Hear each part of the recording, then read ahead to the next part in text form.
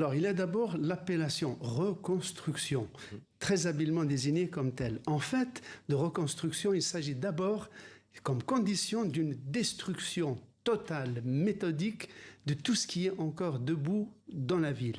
Donc on ne va pas réhabiliter des immeubles amochés ou plus ou moins démantibulés. On va tout raser pour reconstruire. Ça, c'est le premier point. Deuxième point absolument extravagant, les États-Unis se donnent le droit d'assurer une curatelle sur ce territoire sans demander l'avis d'aucun Palestiniens. C'est-à-dire ils se rendent propriétaires pendant 10 ans pour reconstruire ou construire comme ils veulent.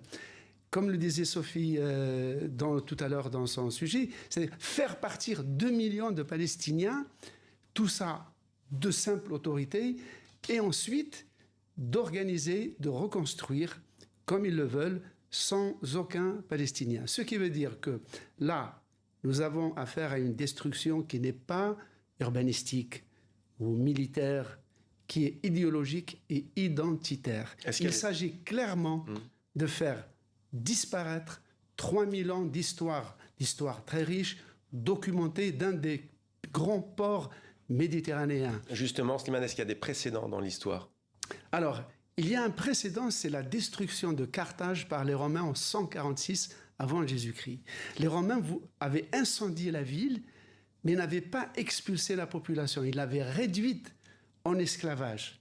Si bien que ces esclaves ayant été ensuite intégrés dans la culture romaine, ayant maîtrisé la culture romaine, ont fini par donner 2 siècles plus tard 5 empereurs à Rome, 3 pères de l'Église et 3 papes, 3 pères de l'Église, dont saint Augustin. Donc il y a une destruction, mais il y a une intégration. Tandis que là, on ne veut pas de Palestiniens.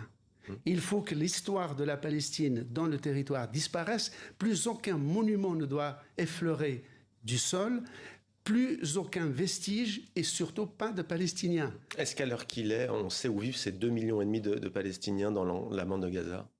Ils étaient confinés dans 365 km², ce qui était le taux de densité le plus fort du monde. Maintenant, ils sont ramenés à s'agglutiner sur 1/5 de ce territoire, c'est-à-dire 70 km à peu près. Je vous laisse imaginer la situation. Merci beaucoup Slimane pour ces précisions.